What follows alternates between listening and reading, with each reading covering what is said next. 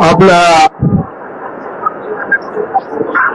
सगळ्यांची ही जी दैवत आपण मांडलेली आहे त्यांना मी प्रणाम करतो.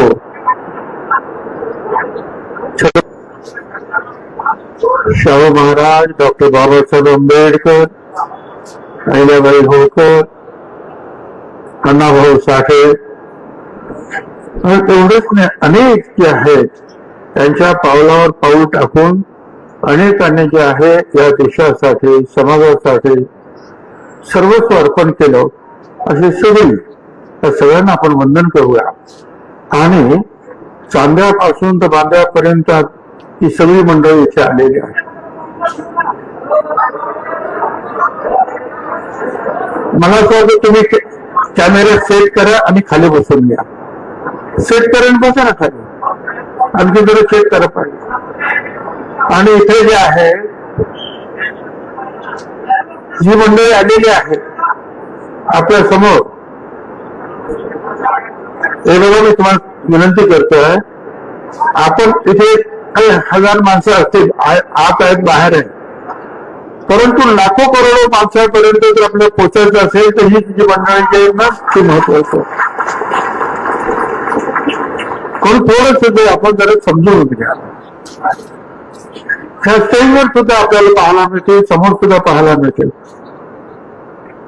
याच्यामध्ये सर्व समाजाचे, सर्व धर्माची माणसं, आणखी तुमचं सगळेच 65 लोक असे आहेत भगिनी आणि माता आणि बंधू की ज्यांना बोलायचं होतं, पण काय करू,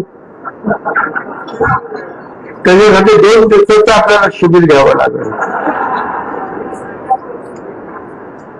परंतु मी आपल्या सगळ्यांचा अभाव यासाठी मानतो की अतिशय कमी वेळेमध्ये आपण ह्या सर्व घटकातील सगळे लोक आलेले आहेत. म्हणजे आमच्या माजी आमदारांपासून तर सगळे आलेले आहेत.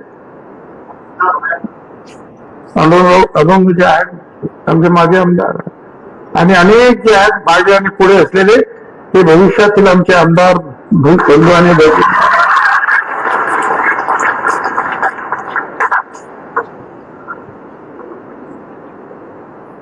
खर तर काल मी नाशिकच्या लोकांना सुद्धा भेटलो आणि येवल्याला नासरगावला गेलो. लोकांच्या मन जरा खिन्न होते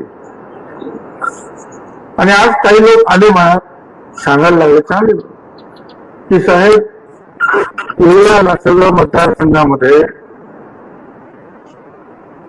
कुठेतरी गेल्यासारखे अवकाळ जे आहे ही सगळी पसरलेली आहे दुःखाची. सगळे लोक दुःखात आहेत, त्यांना समजतच नाही. फार मोठा शॉक जो त्यांना बसला तो अजून त्यातून ते बाहेर येत नाही. मी काल खूप प्रयत्न केले त्यांना समजवण्याचे, धीर देण्याचे, पण ही गोष्ट फक्त एवढं नासरगावची नाही, ही गोष्ट तमाम महाराष्ट्रातील सर्व मागासवर्गीयांची, दलित असतील, आदिवासी असतील, हिंदू, मुस्लिम, सगळं ओबीसी सगळे अनेक माझ्या मतदारसंघातील माझ्या विरुद्ध काम केलेले आमची मराठा समाजाची आमची मित्रमंडळी ते आमच्या लोकांना विचारतात, साहेबांना असं कसं काही झालं. त्यांना सुद्धा अजून ते डायजेस्ट होत नाही की हे असं होऊ शकतं. या सगळ्या धक्क्यामध्ये अजूनही आपण लोक आहात, पण आपणच आज अशातला भाग नाही. अख्ख्या देशातून फोन चालू आहे, मेसेज किती आहेत मी काय आहे. काही मेसेज मी पंकज, समीर, अमुक आमच्या कार्यकर्ते जे आहेत त्यांना उत्तर देतात, सगळ्यांना उत्तर देता येणं शक्य नाही. पण सगळ्यांची मागणी आहे की तुम्ही आमच्याकडे या, आमच्या शहरात या, आमच्या जिल्ह्यात या, आमच्या राज्यात या. सगळ्यांची मागणी सुरू झाली. कधी कधी अशा काही गोष्टी होतात, एखादी घटना अशी घडते की सगळी माणसं जे आहे शांत असलेली माणसं एकदम पेटून उठतात. तसाच प्रकार जो आहे आज मला राज्यामध्ये दिसतो. आपण जरी पेटून जर उठलात तरी आपण पेटवापेटी करायची नाही. इथं काल परवा सुद्धा सांगितलं, तुमच्या मनाचं दुःख आहे, तुमच्या मनात जो एक निषेध जाहीर करायचा जरूर करा, पण शिवीगाळ नको, जोडे मारा काहीही नको. काय गरज आहे त्याची? ही माणसं त्यांना समजतं काय चाललंय ते. राज्य करताना सगळ्यांना समजतं काय चाललंय. रोज सकाळी 8 वाजता जे आहे ना, राज्यात काय काय चाललं त्याचं ब्रीफिंग जे आहे ना मुख्यमंत्र्यांपासून होतंय सगळं. काय काय कुठे कुठे काय काय चाललंय. त्याच्यामुळे ती काळजी तुम्ही करू नका. तुम्ही तुमचा निषेध दाखवता, त्याच्यामध्ये थोडासा संयम पण ठेवायला पाहिजे. आणि हेही तुम्ही लक्षात घ्या की आपल्या बरोबर कसे मागासवर्गीय, दलित आहेत, आदिवासी, मुसलमान आहेत, त्याप्रमाणे मराठा समाजाचे सुद्धा कार्यकर्ते आहेत. तिथे सुद्धा अनेक बसलेले आहेत. तिथे सुद्धा माझ्या समोर वरती आणि खाली बसलेले आहेत. मतदारसंघातील माझ्या निवडणुकीचं सारथ्य ज्यांनी केलं ते सगळा मराठा समाजाचेच कार्यकर्ते होते. त्यांना आजपर्यंत शिव्या खायला लागतात फोनवरून, मेसेज. आणि आता परत आणखी मग काय झालं तुमच्या भुजबळाचं वगैरे सगळे काय डोळ्यामध्ये अश्रू त्यांच्या येतात. मोठी मोठी माणसं आहेत. तेव्हा असं समजायचं नाही ही माणसं सगळी आपल्या बरोबर आहे.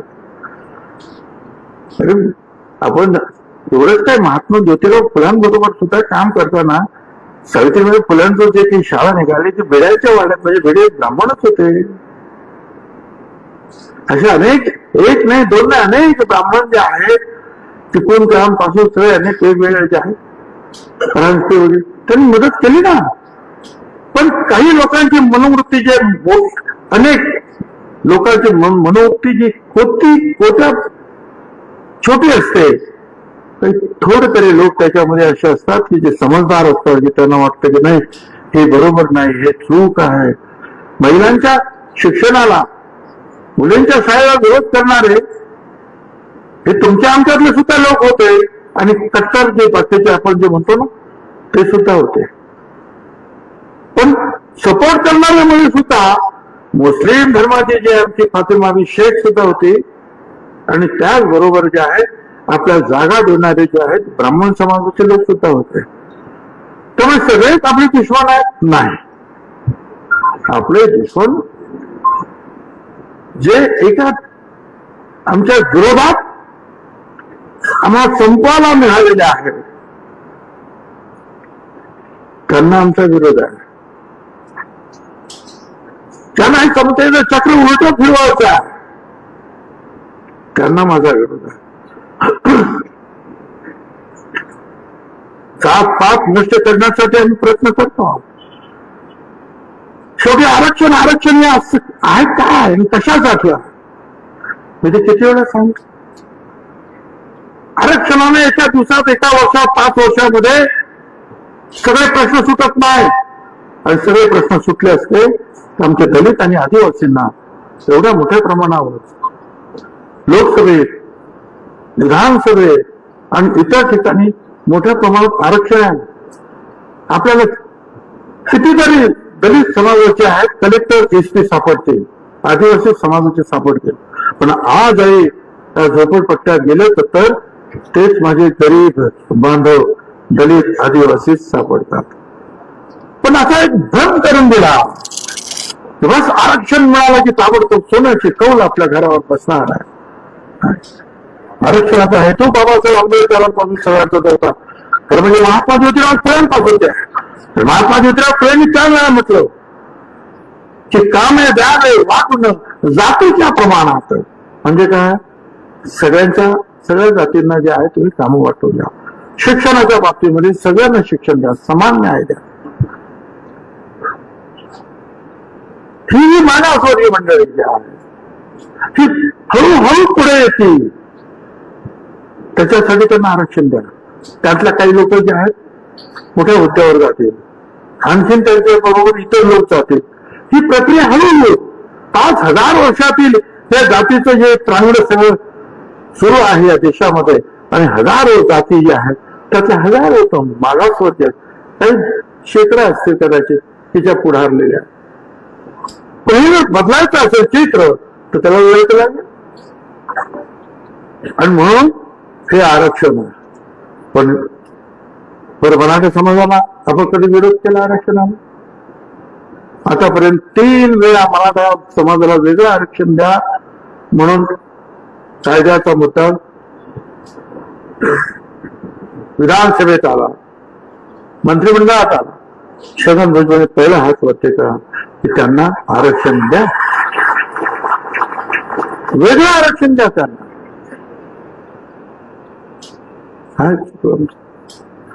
मला आता मराठा समाजाचे अनेक जे आहे आरक्षण जे आहे 128 मार्क्स मिळाले मराठा समाजाचे आरक्षण, त्याला ऍडमिशन मिळालं. त्या लोकांनी असेल, धंद्यात असेल, शाळेत असेल. पण कुणबी असलेला आमचा 128 पेक्षा जास्त असलेला 132चा मनुष्य आहे, त्याला नाही मिळालं. म्हटलं का? कारण तिथे 136 वाला जो आहे हा दुसऱ्या जातीचा होता म्हणून याला नाही मिळालं. आम्ही तेच म्हणतोय ना, अरे 350 पेक्षा जास्त जातीमध्ये तुम्ही सगळ्यांनी जर आलात तर तुम्हालाही काही मिळणार नाही, इतरांचंही काही होणार नाही. वेगळं आरक्षण.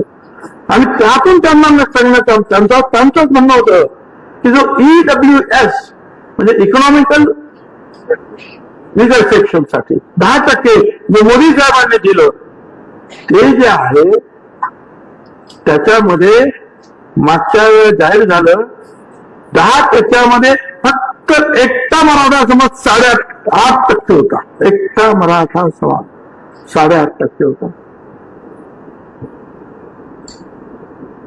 आणि तुम्हाला मी हेही सांगतो, हे मराठा समाजाचे 58 मोर्चे झाले शांततेनं.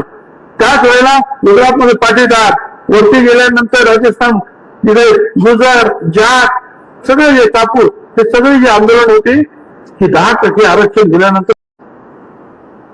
पण आपण एक लक्षात ठेवा, आपण मराठा विरुद्ध नाही. आपण जे लोक आमचे असे जे कोणी असते त्या सगळ्यांना विरोध करणं हे तुमचं माझं काम राहणार.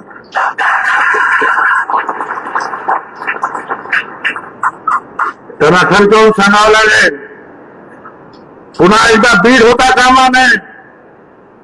आमदारांची घरं जाळा, हॉटेल जाळा, शिक्षण संस्था जाळा, म्हणजे बात होता कामा नये, सहन करता कामा. पण त्यावेळेला ते झालं. आणि मी ते सगळं वर्तमानपत्र आणि त्याच्यावर पाहिलं टीव्हीवर आणि धावत गेलो आणि उभा राहिलो.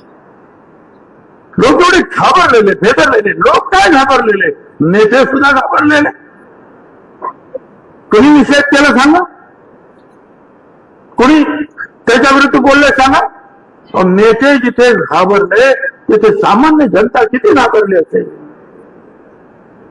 त्या सामान्य जनतेला तुम्ही सगळ्यांनी, आपण सगळ्यांनी जे लाखोचे जे मेळावे झाले त्यातून एक आधार निर्माण झाला, एक शक्ती निर्माण झाली की नाही आम्ही सगळे एक आहात आणि एक जर नसलो तर आम्ही सेफ पण होतो. हम एक है तो सेफ है अशा अर्थात.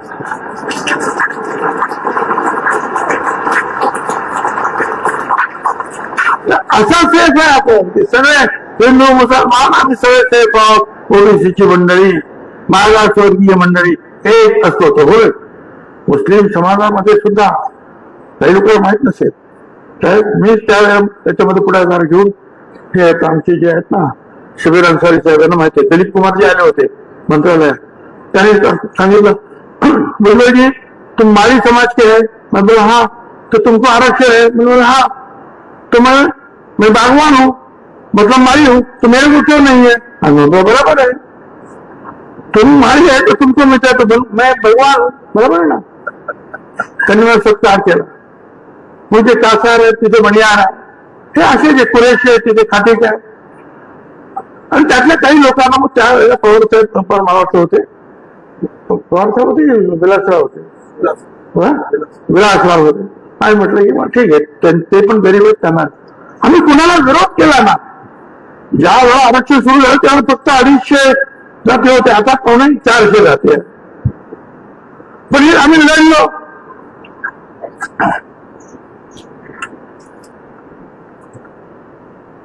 आणि आता पुन्हा निवडणुकीला आपण उभे राहिलो.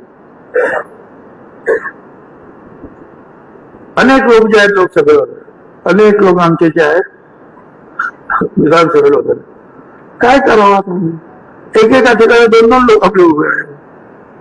कोणी काही विचार, अरे असं नाही ताबडतोब होत ना. ताबडतोब जे आहे ती सगळी मंडळी जी आहेत, तुम्हाला जर निवडून यायचं असेल तर त्या मतदारसंघामध्ये तुमचं मजबूत काम पाहिजे आणि त्याचबरोबर सर्व समाजाचा सपोर्ट पाहिजे. आणि त्याचबरोबर जर एखाद्या मोठ्या पक्षाचा सपोर्ट असेल तर ते अधिक चांगलं असतं. तर ही माणसं जे आहेत निवडणुकीला उभे राहतात, मग निवडून येतात. तर हे सगळं आपल्याला हळूहळू शिकावं लागतं. राजकारणात अजूनही मला असं वाटतं की आपली माणसं थोडीशी कच्ची दिसतात. आणि जे निवडून येतात ते अजिबात एक शब्द बोलत नाही आपले माणसं. तर त्यांना माहिती आपण जर बोललो तर आपल्याला लोक निवडून देणार नाही. त्यांचं काही चुकतं असं मी समजणार नाही. कारण माझ्या सुद्धा मतदारसंघामध्ये ज्या वेळेला महाशय आले, इथे काय म्हणतात सलाईनचे लावलेले जे इंजेक्टचे सुया, आणि मी आजारी आहे, आता माझं काय होणार मला माहित नाही, पण माझ्या लेकरा बाबांचं पुढे काय होणार आहे माझ्या समाजाचं, हा मनुष्य याला पाला म्हणजे मला पाला. खूप प्रयत्न झाला, त्याचा परिणाम सुद्धा झाला. परिणाम असा झाला की जवळ 60-70 हजार मतं माझी कमी झाली. पण तिथल्या सगळ्या लोकांनी, हिंदू मुसलमान मराठा समाजाचे सुद्धा आमचे लढवई 5% का 10% काय असतील मतं ते आम्हाला पडलेच. परंतु संपूर्ण आदिवासी समाज, संपूर्ण दलित समाज, संपूर्ण मुसलमान समाज, संपूर्ण गुजराती मारवाडी समाज, संपूर्ण ओबीसी समाज एक गोष्टीनं उभा राहिला आणि क्षण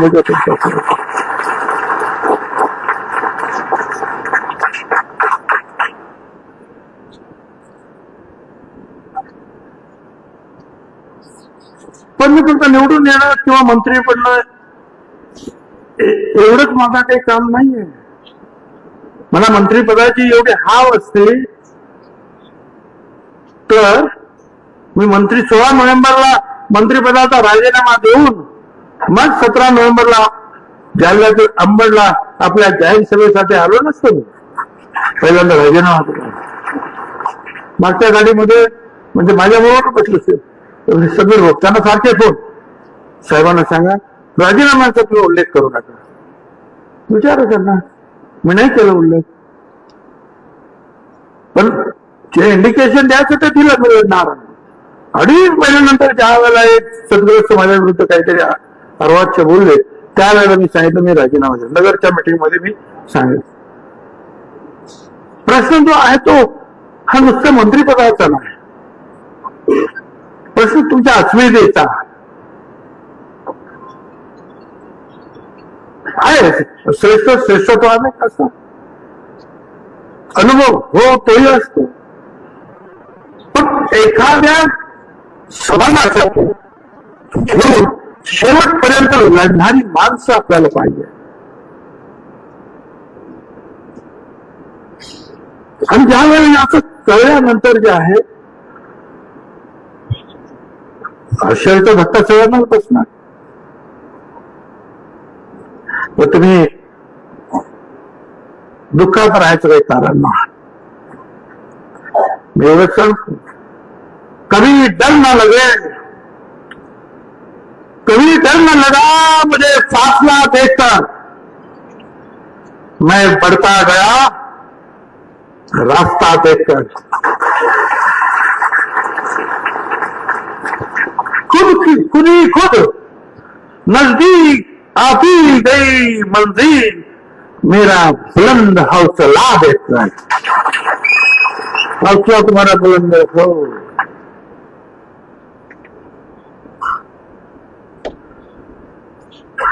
अनेक गोष्टी आहेत ना, निवडणुका संपल्यात का आता?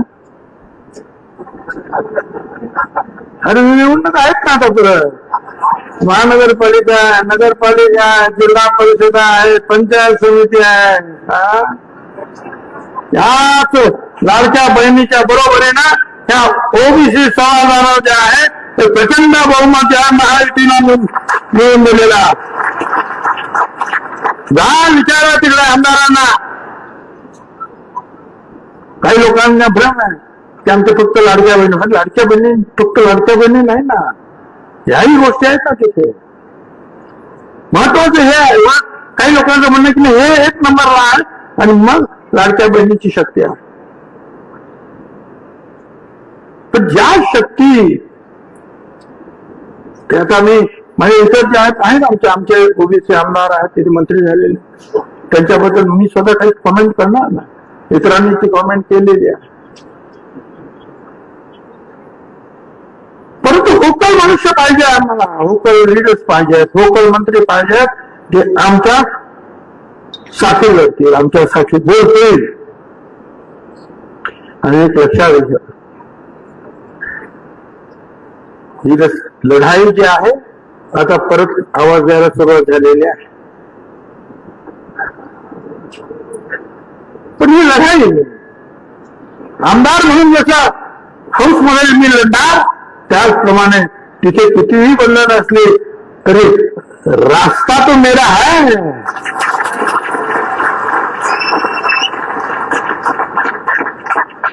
रस्त्यावरती लढाई आम्ही घेऊन जाऊ। गावागावातून फोन येतातच आहे, जिल्ह्यातून फोन येत आहेत, राज्यातून फोन येत आहेत, भुजबळ साहब आओ, हम आपके साथ है, ताकत बढ़ाओ। अरे हो संघर्ष करो, आणि होय खरं आहे, मी संपूर्ण राज्यात जाणार आहे आणि एवढंच नाही तर अनेक राज्यातून जाणार आणि पुन्हा एकदा जो आहे ओबीसीचा गाव पुकारणार।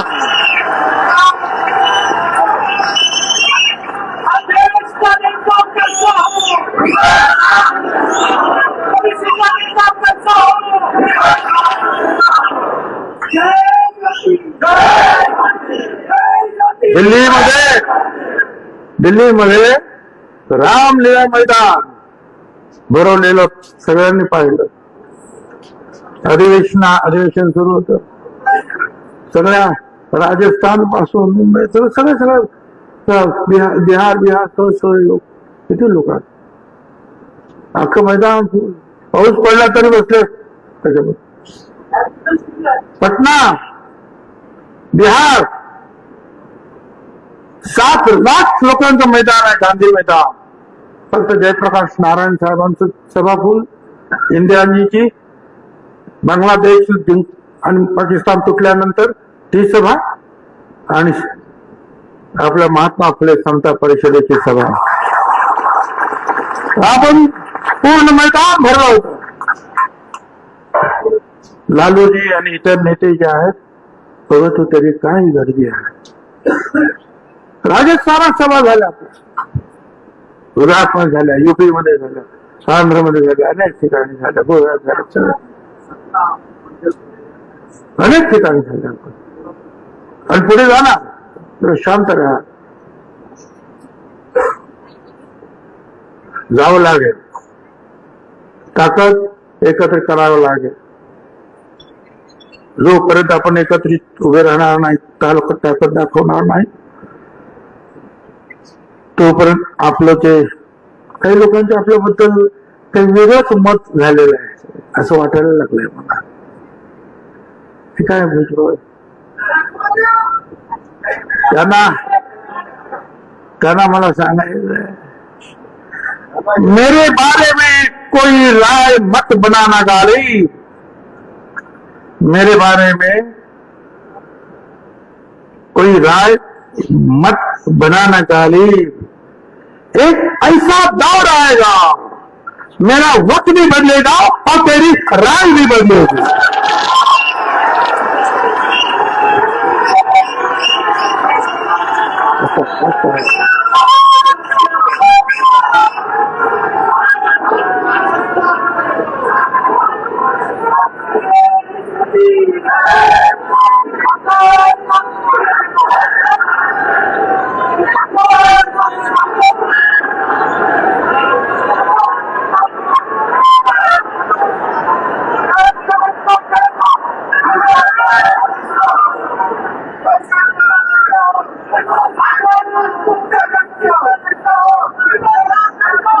आता थोडस जे आहे जी घटना थोडक्यात सांग, सगळ्यांनी ती घटना सगळ्यांना माहिती झालेली, काय काय झालं ते सगळ्यांना माहिती आहे.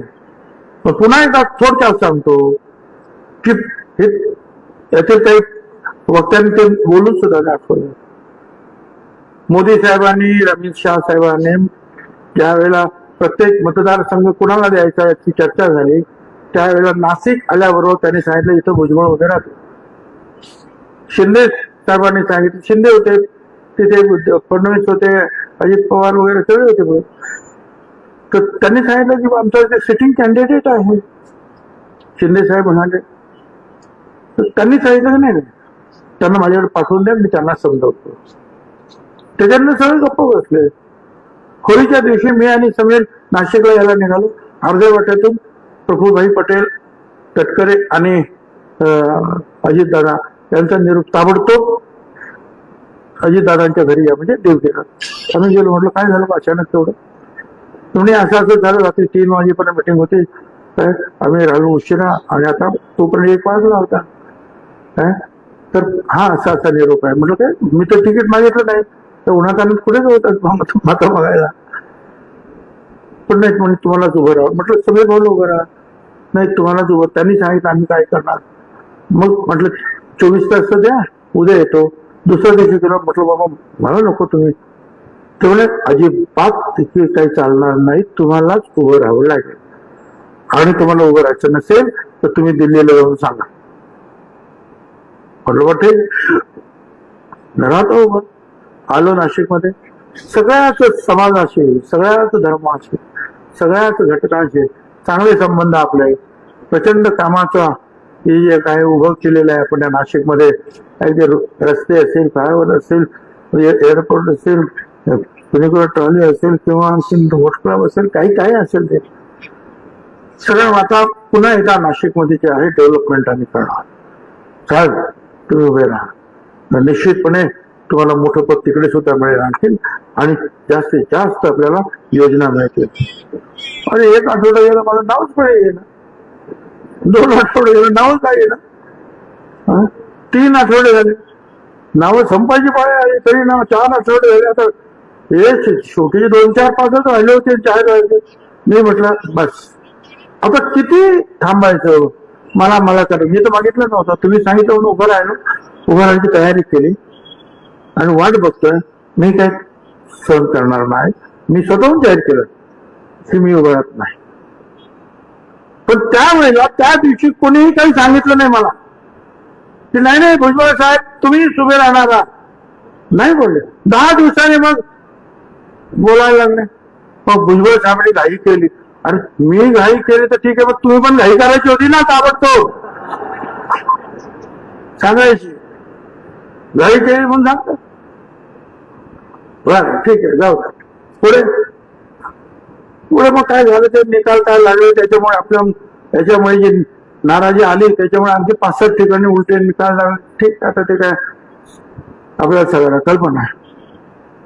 राज्यसभा आली तर मला सांगण्यात आलं की सुनेत्रा ताई ज्या आहेत त्या पडल्या, पण त्यामुळे जे आपल्याला विचार करावा लागेल. पण ठीक आहे, तर मी काय बोलणार, ठीक आहे जाऊ दे. दुसरी आणखीन एक राज्यसभा आली. ती राज्यसभा होती, सातारची जागा आम्हाला मिळाली, परंतु ती बीजेपीला पाहिजे होती उदयनराजेसाठी. बीजेपीने सांगितलं की तुम्हाला आम्ही एक राज्यसभा देतो, ती जागा आम्हाला द्या. त्या जागेवर लढण्यासाठी नितीन पाटील म्हणून प्रयत्नशील होते. मकरंद पाटील आमदार, त्यांचे भाऊ. ठीक आहे. तर आमच्या अजितदादांनी वगैरे सगळं मान्य केलं आणि सांगितलं तुम्हाला नितीन पाटील तुम्ही जरा माघार घ्यायला पाहिजे होता, मी तुम्हाला खासदार करेन. आणि परत त्याचं नाव आलं खासदार. आणि मग पण म्हटलं तुम्ही विचारायला पाहिजे ना आम्हाला सगळ्यांना. हे असं सांगण्यात एक खासदारासारखी पोस्ट देत असताना काही चर्चा तर करायला पाहिजे असं भाषण. मग मला सुद्धा तुम्हीच सांगितलं होतं ना आणि मी सुद्धा तयारी करत होतो ना. मग जो न्याय त्याला दिला तो नाही मला का नाही देत.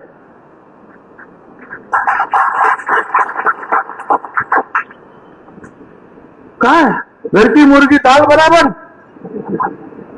काय. नाही तुमची गरज जी आहे ती राज्यामध्ये जास्त आहे. तुम्हाला लढावं लागेल. कारण अडचणीत आले त्या दिवशी त्यावेळेला लोकसभेचे निकाल जरा उलटे सुलटे झाले. आपल्या पक्षाला पुढे न्यायचं असेल तर तुमचा चेहरा पाहिजे आम्हाला निवडणुकीमध्ये. म्हटलं ठीक आहे बाबा राहिलो. काय झालं तर तुम्हाला मला सांगितलं. सगळ्यांच्या मिटिंग माझ्या विरोधात तिथे झाल्या.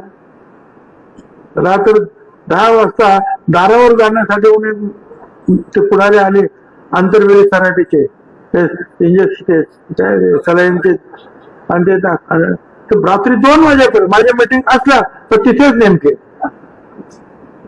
ते पाठवताना मिटिंग तिथे, लासलगाव मिटिंग तिथे. 10 वाजता आमच्या मिटिंग बंद केल्या आम्ही. यांच्या मिटिंग 2 वाजेपर्यंत चालू. पण त्याचा परिणाम झाला. मतदान कमी झालं पण आमचे लोक हिमतीनं लढले. आता ती हिमतीनं लढले. आता मला सांगतात ते कारण मकरंद पाटलांना मंत्री करायचं जे त्यांनी केलं तर मग त्याच्यासाठी सांगितलं की आता त्याच्या भावाला आम्ही राजीनामा द्यायला सांगतो खासदारकीचा. तो खाली मकरंद पाटलाला मंत्री करायचं केलं मंत्र्यांनी. त्या जागेवर तुम्ही जा. म्हटलं कसं काय तुमच्या तुम्हाला जायचं होतं ना. जायचं होतं मग पण आता काय वेळ काय. आणि मला पाठवायचं होतं तर निवडणुकीला उभंच करायचं नव्हतं ना. शांततेने निवडणूक झाली असते ना.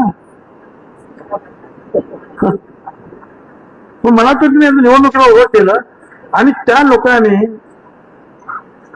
जेव्हा ते रान करून माझ्यासाठी जे लोक लढले ते डोकी फोडून घेतील ना.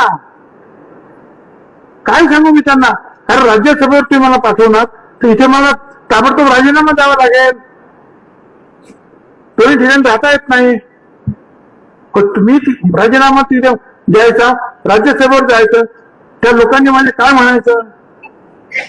नाही म्हटलं तरी काहीतरी 1.25 लाख मतं काहीतरी पडलेली असेल ना मला. काय करायचं त्यांनी कोणाला बोलायचं. कपाळ आपटून घेते विचार. मी म्हटलं हे काय होणार. मी माझ्या लोकांना आज सोडू शकत नाही.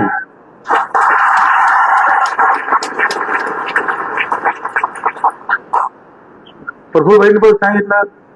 त्यांनी मध्यस्थी केली. त्यांनी निरोप आणला. समीरभाऊकडे माझी चर्चा झाली. आम्ही तेच सांगितलं. म्हटलं ठीक आहे ते म्हणाले बरोबर आहे तुमचं म्हणणं. अजितदादाशी बोललो. अजितदादाने समजावून सांगितलं.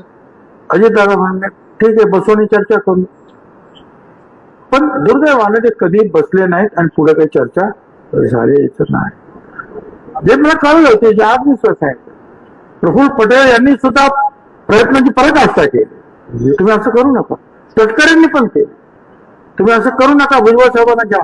आणि एवढंच नाही तर राज्याचे मुख्यमंत्री देवेंद्र फडणवीस यांनी शेवटच्या क्षणापर्यंत आग्रह धरला की भुजबळ साहेबांना पाहिजे. सतत 4 दिवस त्यांच्या मागे होते. शेवटच्या क्षणापर्यंत ते असं करू नका. हे चुकीचं होतं. नाही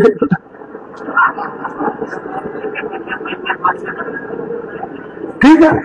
आता हे जे झालंय ते झालं.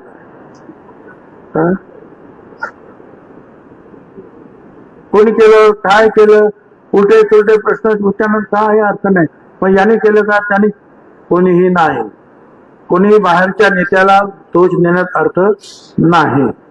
कारण प्रत्येक पक्षाचा जो नेता असतो आणि विधानसभेतील नेता असतो तो त्या विधानसभेतील प्रश्नाची जे काय असेल ती निर्णय तो घेत असतो. कोण म्हणतो त्या पक्षातील का कोणी सांगितलं का, कोण ह्या पक्षातील कोणी कोणी सांगितलं नाही. उलट सगळ्यांचे मला फोन आले, असं कसं काय झालं? का दुसऱ्या पक्षाचे सगळे जे आहे त्यांच्या कॉमेंट आला की हे काय असं कसं काय होऊ शकतं. म्हणजे काँग्रेस पक्षाचे ते आले, पवार साहेबांच्या पक्षाचे आले, आमचे काय म्हणतात उद्धव ठाकरेंचे जे आहेत ते जाऊ द्या. बावनकुळे तो आमचा बीजेपीचा अध्यक्ष तो सुद्धा ओपनली जे आहे ओपनपणे जे आहे सांगतो. आता काय करायचं? मला एवढं सांगायचं ते ठीक आहे. प्रश्न माझ्या आमदार मंत्रिपदाचा नाही. प्रश्न जो आहे हे जे सगळे प्रश्न जे आहेत समाजाचे जे उभे राहतील त्यावेळेला संरक्षणाची ढाल कोण उभी करणार आहे, कोण करणार?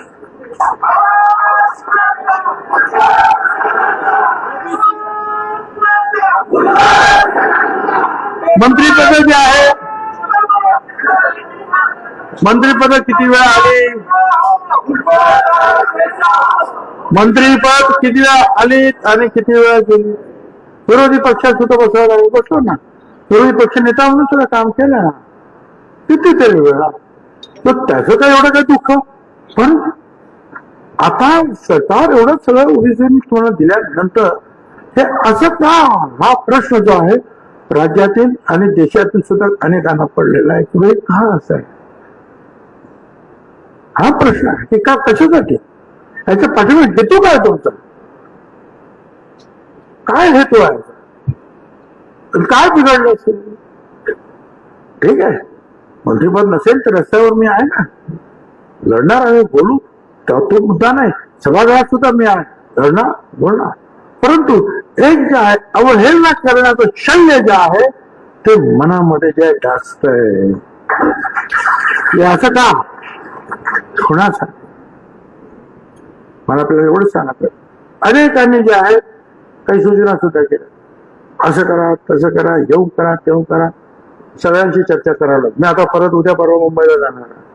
मुंबईला तुम्हाला सगळ्यांना कल्पना आहे आपले बाकीचे जे काही इतर ओबीसीचे जे लिडर्स आहेत, एल्गार मधले लिडर्स आहेत, त्यांचे फोन येत आहेत, आम्हाला भेटायचं, आपण चर्चा करायची, त्यांच्याबरोबर चर्चा करावी लागेल. देशातील राज्यातील इतर काही लोकांवर चर्चा करावी लागेल आणि नंतर जे काय ते आपल्याला कदाचित पाऊल उचलावं लागेल. घाई करून जे आहे ते प्रश्न सुटत नाही.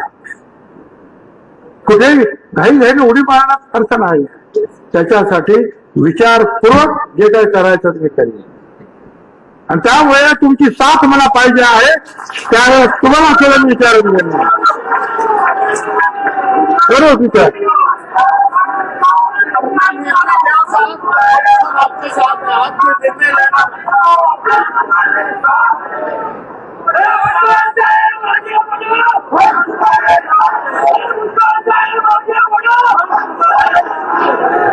मला सगळ्यांना सांगायचं आहे, मैं आज सगळ्यांना सांगू इच्छितो, मैं मौसम नहीं हूं जो पल में बदल जाऊं, मैं मौसम नहीं हूं जो पल में बदल जाऊं, मैं इस जमीन से दूर कहीं और ही निकल जाऊं, मैं मौसम नहीं हूं, मैं बदल जाऊं, मैं उस पुराने जमाने का सिक्का हूं, मुझे फेंकना देना, मैं उस पुराने जमाने का सिक्का हूं, मुझे फेंक ना देना. हो सकता है तुम्हारे बुरे दिनों में यही सिक्का चल जाए.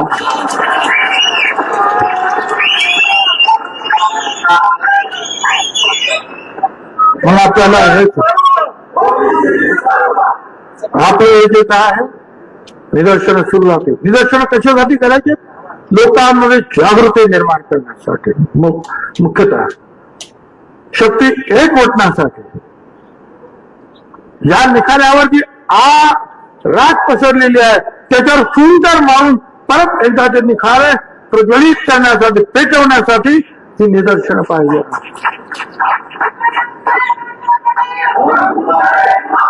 त्याच्या ते थांबणार नाही, पण त्याचबरोबर संयमाने सगळं करायचं. माझा जास्त अपमान करायचा नाही, आपलं आपलं दुःख, आपलं आपलं निर्धार व्यक्त करायचं. मग सांगितलं तुम्हाला जिथे जिथे मला आता आमंत्रण येणार त्या त्या ठिकाणी मी जाणार. काळजी करायचं कारण मी आहे, मंत्रिपदावर नसलो तर मी तुमच्या बरोबर आहे. रक्ताचा शेवटचा थेंब बसेपर्यंत या मागा सोडण्यासाठी लढता लढता जो आहे, शेवटचा श्वास घेणारा हा छगन भुजबळ आहे.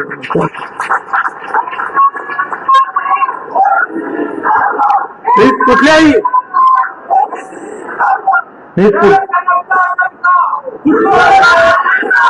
आणि यात मी कुठच्याही दबावाला सुद्धा बळी पडणार नाही. लक्षात ठेवा, जिथे जिथे आपले प्रश्न, तुमचे प्रश्न आहेत, गोरगरिबांचे प्रश्न आहेत, तिथे आपण सगळ्यांनी एकजुटीने उभं राहायचं. मी तुमच्या बरोबर राहणार. अनेक राज्यातले लोक आज इथे नाही आले, ते तुमच्या बरोबर राहणार. देशातले लोक तुमच्या बरोबर राहणार. पण तुम्ही हिंमत ठेवा, ती हिंमत तुमची ठेवा. वाट पहा, तोपर्यंत आपलं काम चालू ठेवा. पुढे कदाचित आणखीन काही संकट येण्याची शक्यता नाकारता येत नाही समाजाच्या पातळीत. त्यावेळेला पुन्हा एकदा जो आहे ओबीसी एल्गार पेटवावा लागेल, करावा लागेल. तुम्ही सगळे यासाठी तयार आहात. 2 हात वर करून सांगा, तुम्ही सगळे माना पाठिंबा देणार, सगळे लढायला तयार, रस्त्यावर लढाई होणार तयार. कदाचित आपल्याला बलवंता चालवती, तुम्ही लढायला तयार. धन्यवाद. जय हिंद, जय महाराष्ट्र, जय ज्योती, जय क्रांती, जय